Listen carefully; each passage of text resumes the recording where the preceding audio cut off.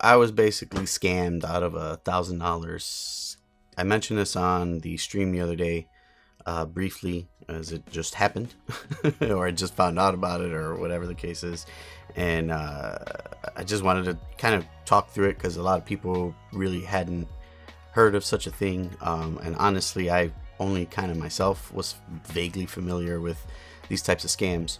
But I took the time to learn, figure it out. I can probably blame myself because it could have been prevented. I've just been going full speed at a lot of stuff, and I probably could have slowed down, paid a little more attention to detail, which I'm taking as a sign just to slow things down and do things the right way. But yeah, basically I was hit with a chargeback scam. For those of you that don't know, the premise of a chargeback scam is basically Mr. Criminal gets a hold of a stolen credit card, somebody preferably in the US. They go through my website, PokeMasterMates.com, and they place an order in for some product, and they have that product shipped to a global shipping warehouse, or like a freight forwarder, if you will, which are basically people who will take packages. You know, for example, if I don't deliver overseas, somebody can just have their stuff forwarded to one of these global shippers, and I will ship it to them, and then they pay these people, these companies, to ship it to them overseas. It's a legitimate business. There's legitimate uses for it. It's not anything against them. But what happens is somebody from overseas, let's say in this particular example was overseas, gets a hold of a stolen credit card from somebody here in the US. They then place an order on my website for some Pokemon product. That product gets sent over to the global shipper, and then they take that and forward it off. And all the meanwhile, poor victim A, in this case, in one of these cases, has no idea what's going on. So they take a look at their credit card statement or their bank statement, and they say, what the hell, I did not buy any Pokemon product from this guy over in Illinois. So they call their Visa, MasterCard, whoever their card holder is, as they should, as anybody would. They report it as fraud. It gets processed through, and then Visa or MasterCard, let's say whoever their credit card company is with or whoever they have, will then reach out to my payment processor, which I use Stripe, and they're basically just say, hey, this person says that that's not, they didn't make these charges, so we need a refund for that. And then basically I get stuck holding the bag, right? So I have my product that was sent now been forwarded overseas, so that's gone. There's no chance of getting that back. And now this poor guy in wherever the hell USA needs his money back. Poor him, and me as the merchant, I lose twice, right? Just kind of wanted to explain how that scam worked. I know a lot of people were asking me and, kind of asking me for details. It's kind of hard when I'm in the stream or also texting in someone else's stream. So wanted to make a little video explain how that works. But lessons learned, and I feel like I can pass these lessons off to someone else. Use me as an example here, or learn from it, or however, if you just want to learn what this is about, we'll have to keep an eye out for it.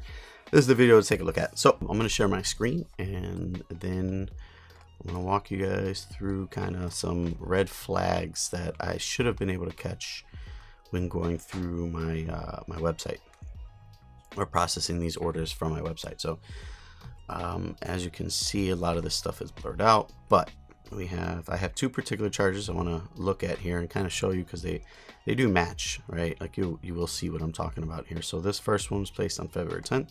We can see the details here, right? First thing here is you can look at the name here. You can see there's kind of like a one particular name, and then a bunch of series of alphanumeric characters. So what this is basically is going to be like for example, maybe the person's last name, first name, however, whatever.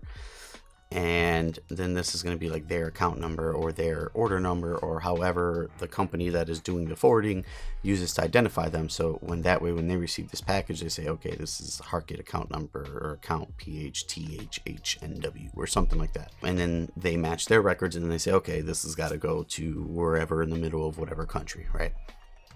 So that's kind of how that works. And so that's also something that, maybe should be a red flag that goes up, not necessarily saying it's something bad. But if I do see an order come in like that has, let's say, for example, a different last name and just some random numeric characters here, you might want to look into where that address is and just do a little more due diligence, right? Put a red flag up and investigate that. One little booster box going to this address, and it got sent out. And 4 days later, on Valentine's Day, another order came in from the same person. So the reason I brought that up is because typically a lot of the times what they'll do is these scammers will place a test purchase to see if the dummy on the other end of the website is going to be able to catch this, right? Are they going to catch it? Are they going to question it? If not, then they'll go ahead and process the full order or whatever it is, and they'll just keep trying until they get what they want or until the card no longer works. So yes, Dum Dum did process that first order. Again, should have noticed the red flag at first and done my due diligence, but I did not. All right. So then you can see another order got placed here. This one was for around 500 bucks. And this one also went out. Yay for Dum Dum, right? That was that. And then shortly afterward, maybe about 2-3 days afterward, got the notice that there was a fraudulent claim placed against my account. So I want to show you guys what that looks like. Maybe this is some due diligence. This is one of the parts of the due diligence that I'm saying that I could have done, because I do have this service provided to me.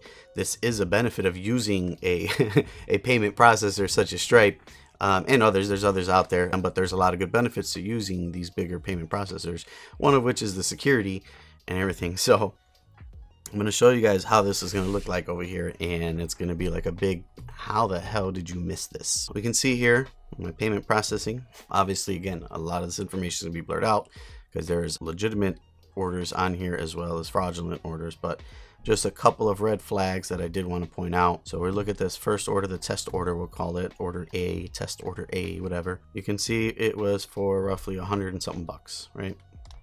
So we look here, the same name is putting all these orders in for around $100 something. When you look at it here, you can see, right? You can see this one was blocked, and it'll even tell me too high of a risk level, right? Too high of a risk level. We blocked this transaction. It's all the same user, same email address, same name with the global shipping account number or whatever it is, right? But all these credit card numbers are different, right? There's a couple of them that look like they're, maybe the same or end in the same number, but for the most part, they're all different numbers. This one's even a MasterCard, and these are getting blocked and flagged for, failing for different reasons, right? Until they find one that somehow makes its way through, which that's this one down here. So they processed that through, and I lost the dispute. But you can see that they will try multiple attempts. So if you see a lot of transactions being attempted to go through, and they're being blocked, and there's different card numbers being used, or there's different addresses. So here's one thing that's also cool. I wanted to, should be a huge red flag. So you can see this transaction was blocked because of the high risk. It's the highest of risks. But if we look down here, right, we can see the country of origin is Mexico, right? This order was being placed for Mexico, or from Mexico, I should say, rather. And it's being delivered to Portland, Oregon. You got a shipping address that's not matching the country of origin here. Should be another red flag. So now I know I got a global shipping company, and it's coming from another, another country. And then you have all the different credit card numbers. You have all the different attempts for the same amount. You have the payment processor itself declaring these as high risk. You can see here's the second order that original scammer bad guy A placed. And this one went through. This one went through for 500 bucks. This one got evaluated as normal risk. I don't know why that is. They're not going to catch them all, but another red flag here is country of origin. This one's from Australia. This one's placed in Australia, going to the same company with the same owner name and all that information with just a different card number. I should have definitely caught this one as well. There's different signs you can have for this. Another sign on there is, if you look, sometimes you'll see, the payment, the billing address doesn't match with the shipping address.